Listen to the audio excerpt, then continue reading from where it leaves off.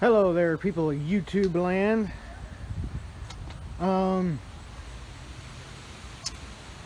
We're gonna be seafoaming the truck today. The reason why I'm doing this is the truck sat around for a little bit, and I did the tune-up on it, and when I pulled old spark plugs out, you could smell the bad stale gas in there. The guy said he put Sta-Bil in it and all of that stuff, but Sta-Bil only is good for so long. He said he drove it so little, and I got in the truck and it had half a tank in it, so Lord knows how long that gas has been in there. Like I said, Sta-Bil only does so much. But yeah, it had the, you could smell the stale gas on the spark plug wires, even though I had put a couple 100 miles on it and put new gas and everything in there. But the other thing, and I actually had checked out the throttle body. It's a little dirty there in the intake, so I'm going to be running some Seafoam in there, try and help that, and possibly cleaning the butterfly valves on the throttle body with a little bit of brake clean. Anyway, let's get this started. Now, I don't know how long I'm going to do this while recording, so I might have to wait, but basically what you're going to do is you're going to take the big vacuum line off the brake booster, which goes directly into the intake. You're going to start it up. It's going to run pretty bad because there's now a massive vacuum leak. But then you're going to put about a third of this can down there. Now, it doesn't have to be specific. You can put however much or however little you really want in there, but typically it's a third to a half, and half goes in the tank. But I'm not doing the tank right now. I'm just trying to clean out the intake. You get a little bit better idle quality and stuff. Will take away a little bit of the hesitation. Also, before you do this, you want to get the truck up to operating temperature. Now, I just got back home, so the truck is nice and warm and up to operating temperature. How this works is you're going to soak the inside of the intake and the combustion chamber and everything with the Seafoam, and then you're going to let it sit for about 20 minutes at the shortest. Leave it sit. Usually the longer you can let it sit, the better it is, but it has to be at operating temperature so it can, what they call, heat soak.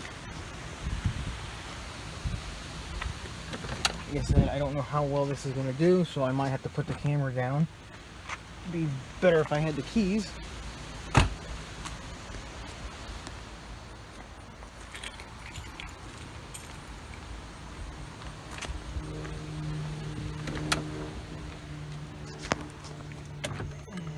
So this is going to run piss poor.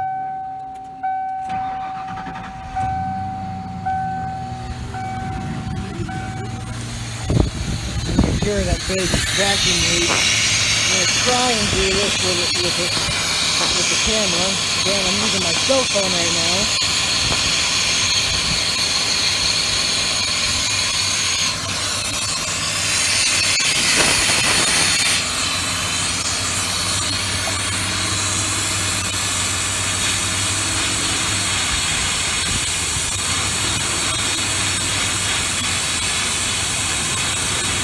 It's a slow process, and usually I like to actually kill the truck by flooding it out with the Seafoam when I'm about done.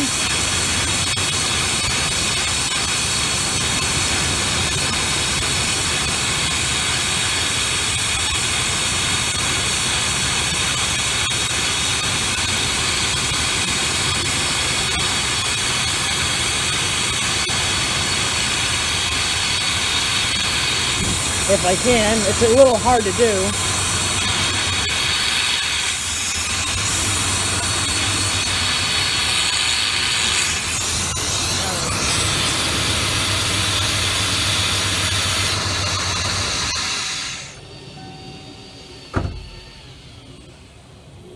That's about good. You don't have to be specific.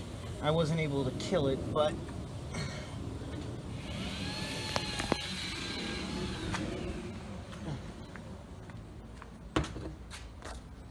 anyway, I'm going to let that sit there and heat soak. And I'll make a video of it. And I might make a video too while I'm doing that. So, but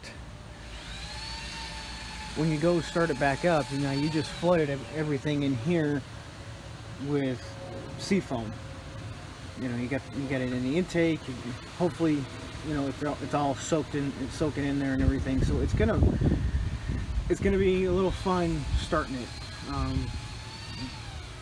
Don't be scared. Don't be like, oh shit, I just messed something up. Don't be scared. Now I'm not. This is real world. It might smoke a lot, depending on how bad it is. But a lot of those videos on YouTube where it smokes to high heaven, like you got a smoke screen going on. That's not really typical.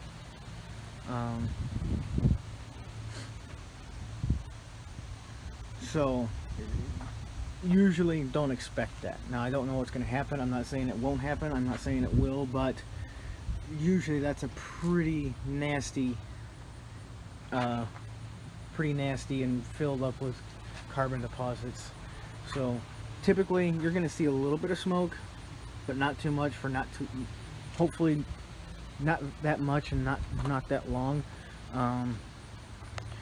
So when I come back, you're gonna see how it starts up, and then also you're gonna want to not just let it sit there and idle. You want to blow all that stuff out. So you want to do a couple full throttle runs and get all that stuff cleared out of there.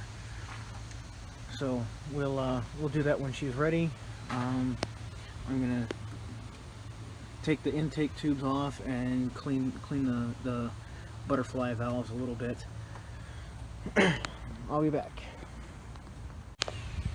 Alright, I got the intake hoses off and also took off the throttle cable cover, but you look up in there, you can see how crusty it is. If I can get the flashlight to work right.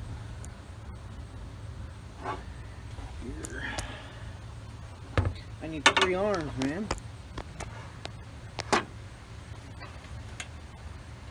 You kind of see the black cruddy buildup back in there. That's what we're going to try and clean out.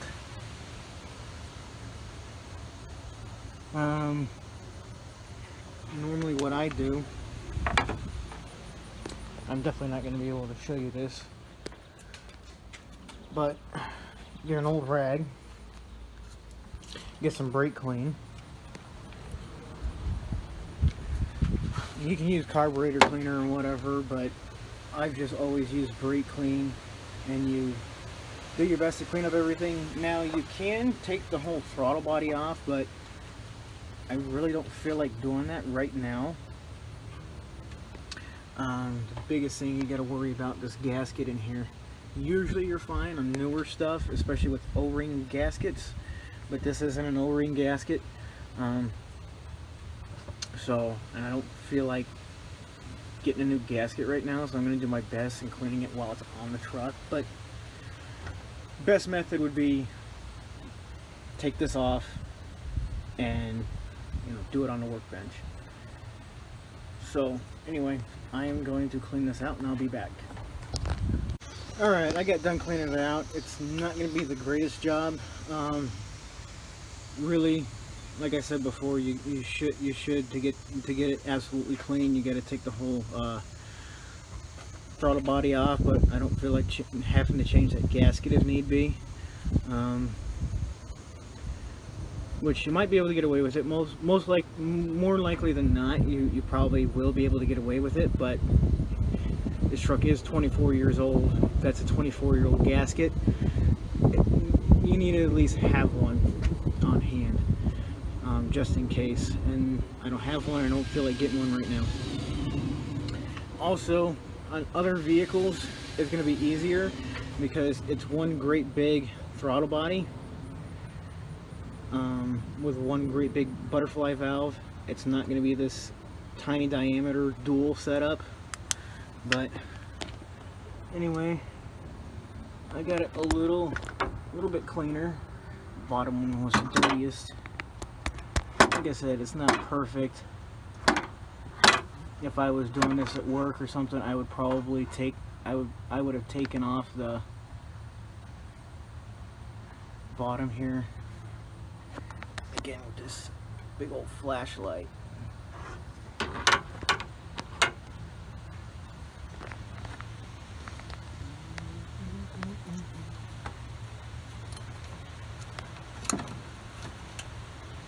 Again, it's not the prettiest job, and it could be done a lot better, but with it on the truck, it's probably about as good as you're going to get it. So,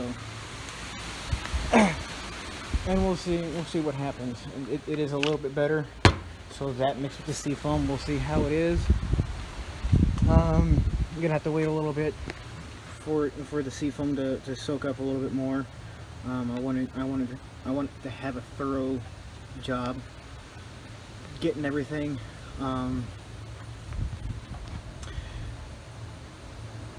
So if you're gonna do it, like I said, I'm gonna take this off, and I might end up doing it if it is a little bit better. I might end up having to take that off to thoroughly clean it. So if that does happen, I will make a video of that. But basically, how you do that, you would just disconnect the IAC, or the idle air control. This is a little coolant line up here. Remove that. There is a little bracket. I believe it's held on by the same bolt. No, it's held on right there. You might not be able to remove. You might not have to remove that then. This little bracket.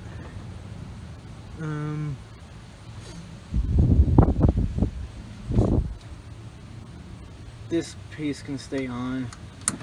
These, don't be scared. It just pops off. Get a little flathead screwdriver. Try not to break the plastic, but it should come off pretty easily. Just be careful. And of course, it just snaps back on, so you don't have to really worry about that. And there's 4 bolts, 2 up here and 2 down there. Let's see that. Alright, camera turned itself off. So anyway, there's one there and another one behind all that mess. And I've actually taken one of these off. My old 95 Bronco, it needed a TPMS sensor, which is down at the bottom. I don't know if you can see that down under there, right here. And you gotta take the throttle body off to replace that. And we did that in the parking lot, and it was fine. And didn't even have to replace a gasket. So there you go. But yeah, it looks a little looks a little challenging to do it, but basically remove that connector. Also the throttle position sensor, which you might be able to remove that connector after you unbolt it, get a little easier access. And there's also a vacuum line right here, so it's really not too bad, and everything goes back. It's pretty self-explanatory putting it back together, so it might look difficult, but it's really not. Like I said, if it comes down to it and I end up taking the throttle body off to actually give it a thorough cleaning, we'll go from there. I'll make a video of that, but as of right now, I'm just going to see what happens. Anyway, I will get back to you after I feel the Seafoam has sat for a good amount of time. So probably be, I don't know, I'd say probably another half hour. I'll give it another half hour. Screw it. Anyway, till then, see you in a bit. Alright, I think this has sat for enough time. I already have it put back together. That's on there. That's all back together. So, I haven't started up yet, so we're going to see how well it starts up.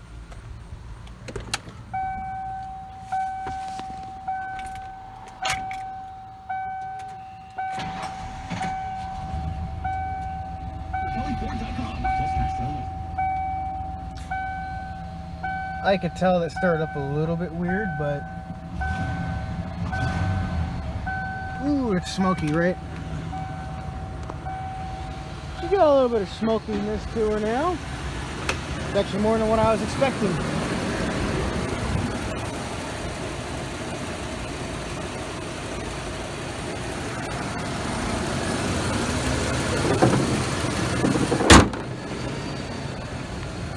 Means there was a good bit of buildup in there. Just take it on down the road.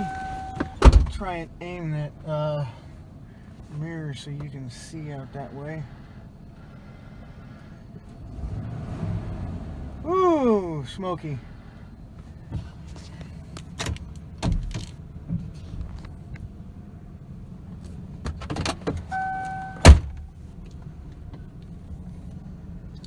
Yeah, this thing was dirtied up.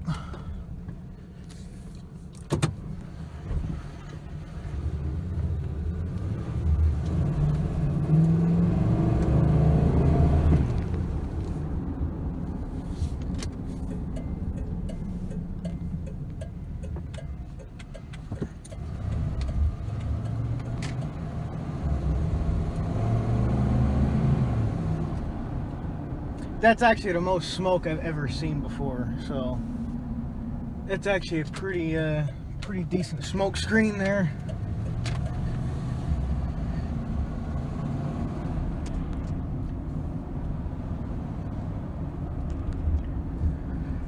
Get out on the road here, do a couple full throttle runs that are decent.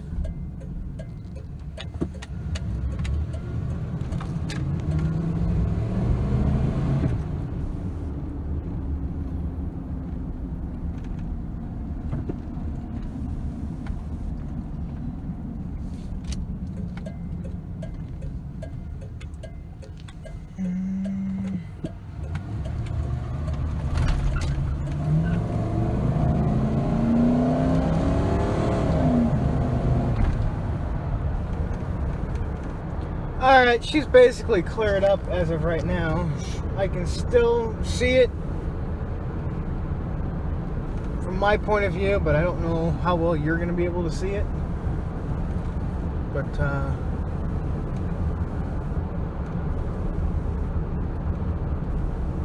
give her one more shakedown run once we get to this next street here.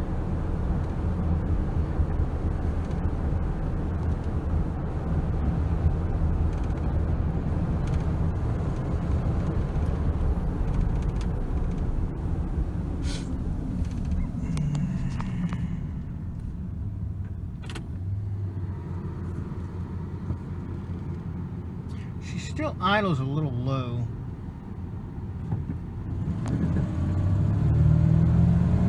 Yeah, not too much smoke anymore.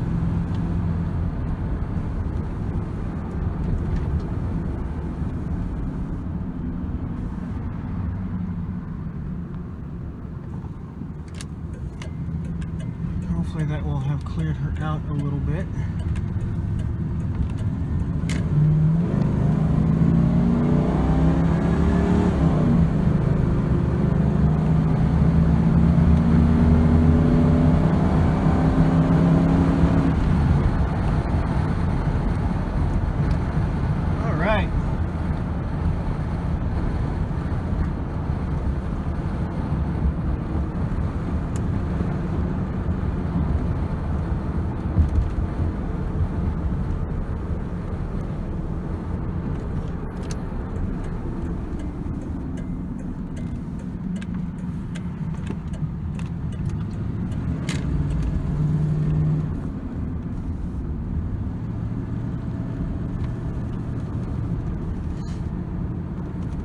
Anyway, she's pretty well cleared out now.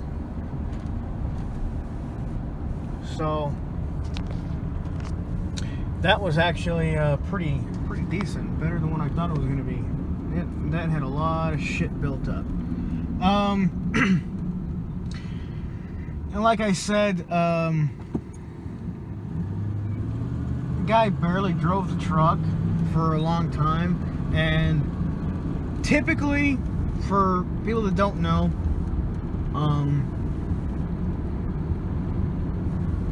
sitting isn't usually going to cause that. Where excess carbon, where this would help out, is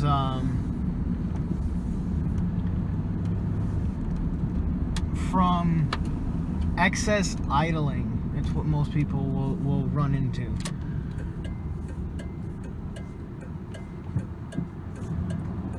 It won't just get dirty from barely running it or whatever like that. That's from where you get the excess carbon and stuff like that with that much smoke.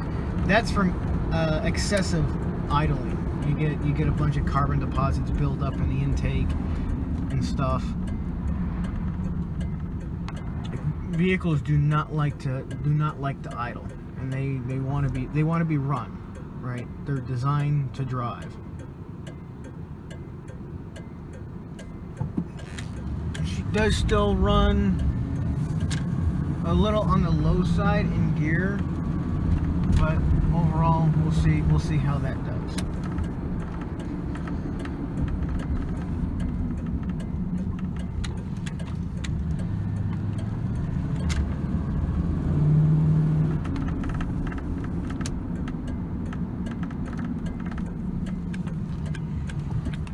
Have to drive it for a little bit, cold start it and whatever, before I can say that actually made a difference. But with that much smoke, I bet you it did make a difference.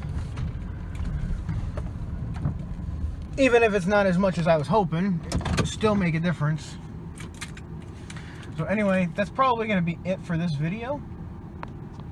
So, till next time. See you later.